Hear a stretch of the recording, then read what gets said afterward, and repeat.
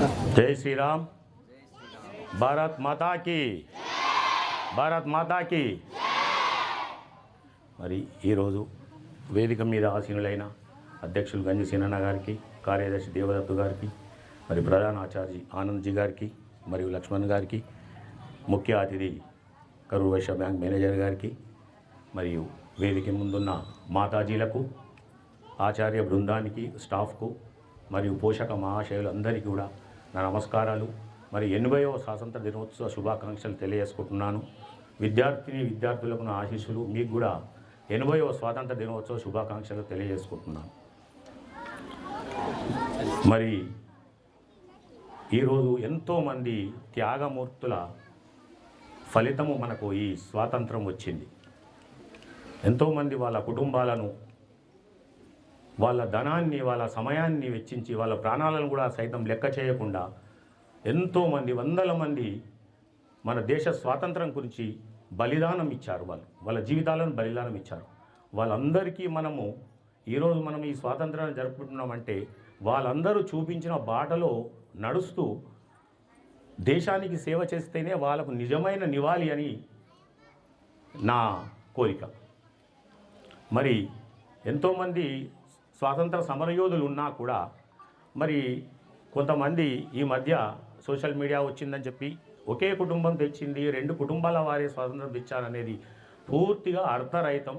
ఇది పచ్చి అబద్ధం. మరి ఈ మధ్య ఒక ఆయన అంటాడు, హూ ఈజ్ వీర సావర్కర్ అని. వీర సావర్కర్ చరిత్ర తెలియకపోతే ఆయన చరిత్రలో వెతకాలి, కాకపోతే గూగుల్లో వెతకాలి. అటువంటి మూర్ఖ మాటలు మాట్లాడే వారికి మనము ఇలానే ఎలుగెత్తి చాటాలి. మనకు సమయం దొరికినప్పుడల్లా వాళ్ళను ఇలా ఎండగడుతూనే ఉండాలి.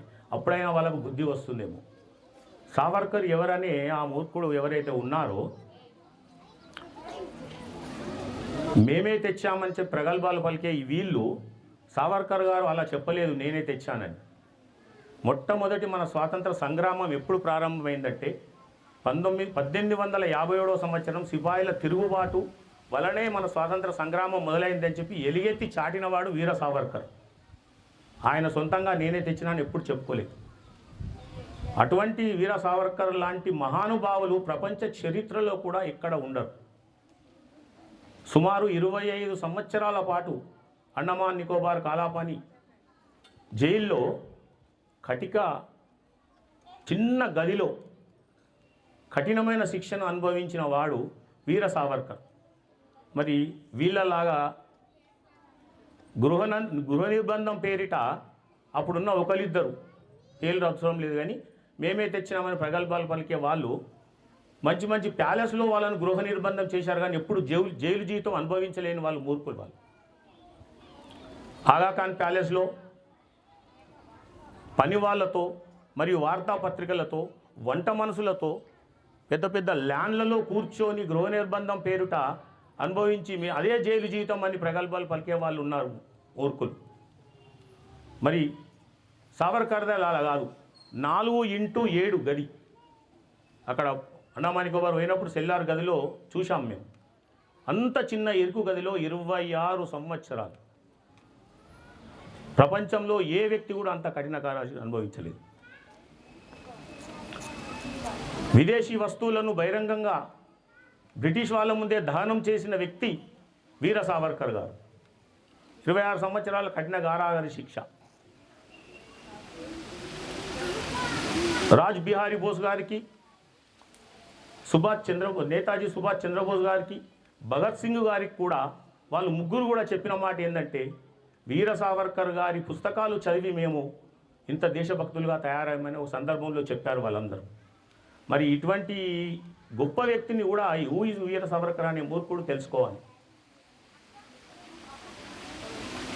రత్నగిరిలో పతిత్ పావన్ మందిర్ అని చెప్పి వీర సావర్కర్ గారు ఒక మందిరాన్ని నిర్మించి దళితులతో సహా అందరికీ అక్కడ ప్రవేశం కల్పించి పూజలు చేసిన వాడు వీర సావర్కర్ గారు.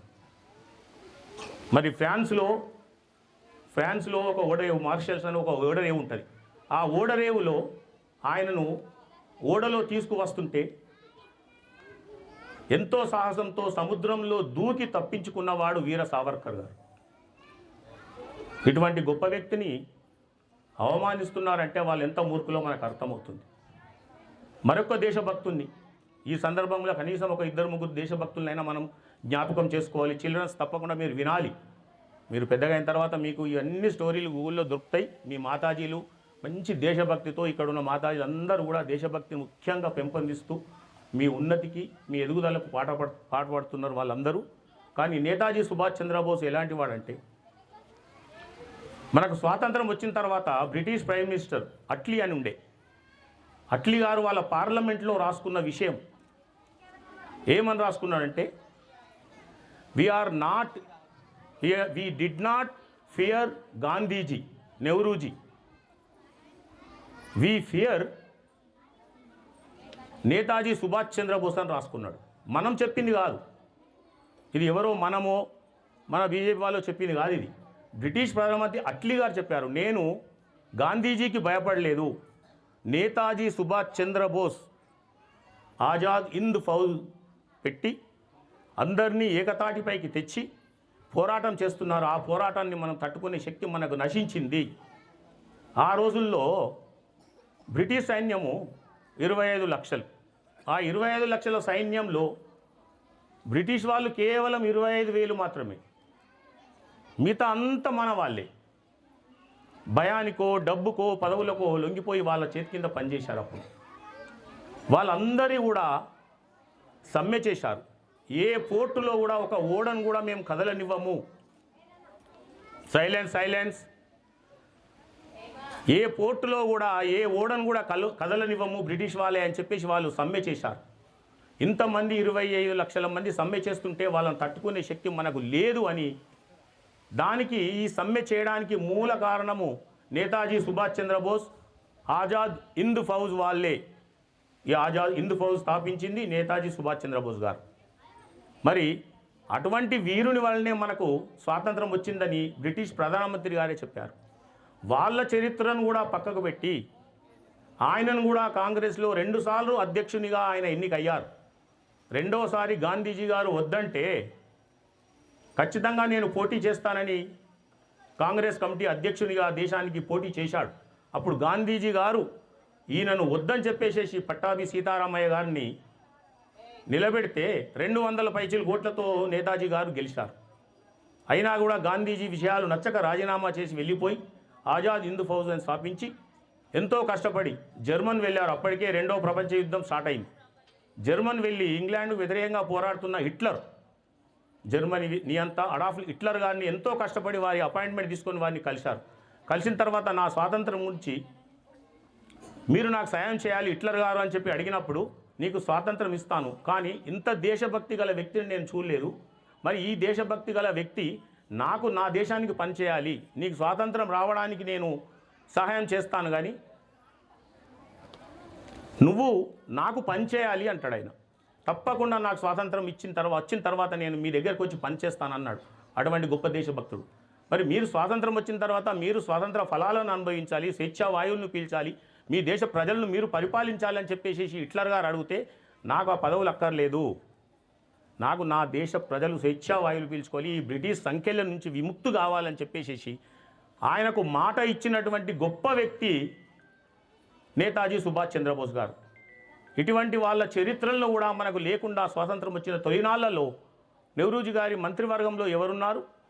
విద్యాశాఖ మంత్రి 15 సంవత్సరాలు ఏమీ తెలియని ఒక మూర్ఖుని విద్యాశాఖ మంత్రి చేశాడు.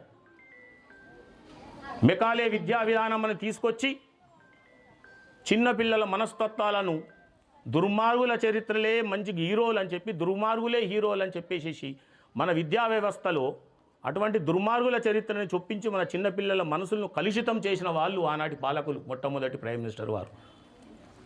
మరి ఎక్కడో విదేశాలలో కూర్చొని రూపకల్పన చేసిన మెకాలే విద్యా విధానాన్ని తీసుకొచ్చారు. దానికి బ్రాండ్ అంబాసిడర్ ఎవరైనా ఉన్నారంటే నెహ్రూ గారే. చిన్న పిల్లల మనస్తత్వాలు ఒక లేత మనస్తత్వాలు ఒక తెల్లని కాగితం వంటివి. అటువంటి తెల్లని కాగితంలో మన ఎలాంటి బీజాక్షరాలు రాస్తే, ఇటువంటి మాతాజీలు ఉన్నారు, ఎలాంటి బీజాక్షరాలు రాస్తే అలానే వీళ్ళు మనకు భావి భారత పౌరులుగా తయారవుతారు. కానీ దుర్మార్గులు ఎవడో వచ్చి మన దేవాలయాన్ని కూల్చి రామచంద్ర ప్రభు దేవాలయాన్ని కూర్చి అక్కడ బాబ్రీ మసీద్ అని కడితే వాళ్ళ చరిత్రను పెట్టారు. ఆయన తర్వాత వంశస్థుడు బాబర్ను పెట్టారు, ది గ్రేట్ బాబర్ అని. తర్వాత హుమాయూన్ను పెట్టారు. అంటే నేను కూడా చిన్నగా ఉన్నాడు అవే చదువుకున్నాను, మాకు తెలియదు. మనకు ఈ దుర్మార్గుల చరిత్రలే గొప్ప వాళ్ళు అనుకున్నాం మనం. దీనికి అంత మూల కారణం ఆయన. ఇదే వాళ్ళు ఇప్పటికి కూడా వాళ్ళ తరాలు దాటి వస్తున్నా వాళ్ళ మైండ్ సెట్ మార్పు లేదు.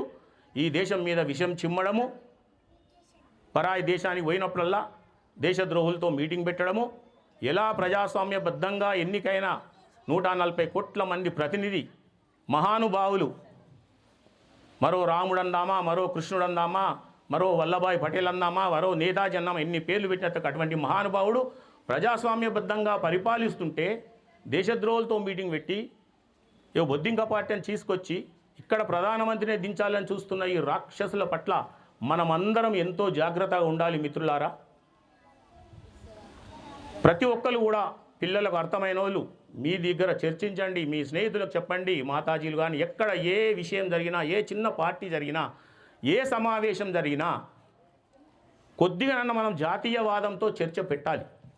ఎంతసేపు మన కుటుంబము మన పిల్లలు కాదు, దేశంలో జరుగుతున్న పరిస్థితులన్నింటినీ కూడా మరి ప్రతి ఒక్కరికి తెలియాల్సింది. సోషల్ మీడియా వచ్చింది, అయినా సోషల్ మీడియాలో ఎన్ని చూసినా వాళ్ళు చాలామంది మామూలు విషయాలకు ఆకర్షితులు అవుతారు, కానీ ఇలాంటి దేశభక్తికి ఆకర్షితులు అవ్వడం చాలా కష్టం. ఇప్పుడు చాలా మారుతుంది. ఈరోజు 2014 కంటే ముందు ఒక్క తుపాకీలో ఉండే బుల్లెట్ను కూడా మనము వేరే దేశాలకు వెళ్ళి మనం ఎగుమతి చేసుకునే వాళ్ళం. ఈరోజు 10-12 సంవత్సరాల్లో ఒక మహానుభావుడు వచ్చిన తర్వాత ఈరోజు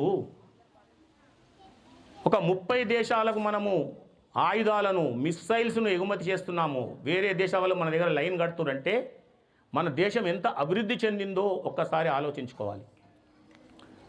మన సైనికులు ఉగ్రవాదుల దాడిలో చనిపోతున్నారని చెప్పి బుల్లెట్ ప్రూఫ్ జాకెట్లు కావాలని అప్పటి మంత్రివర్గంలో ఉన్న మినిస్టర్ ఏకే ఆంటోనీ గారికి మన సైన్యం 3 సార్లు అప్లికేషన్ పెడితే పక్కకు పెట్టారు, సైనికులు చనిపోయినా సరే అని.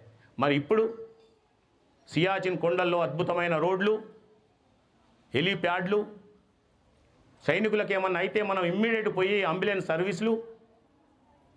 మరి చైనాకు దారాదత్తం చేసిన ఈ 1000 ఎకరాల భూమిని దారాదత్తం చేసిన మరి అప్పటి ప్రధానమంత్రి ఎక్కడ, డోక్లాంలో చైనా సైనికులను తరిమేసిన ఇప్పటి నయా భారత్ పరిపాలనలో మన సైనికులు ఎట్లున్నారో ఒక్కసారి ప్రతి ఒక్కరూ ఆలోచించుకోవాల్సిన అవసరం ఉంది. ఆర్మేనియా ఒక దేశం ఉంటుంది.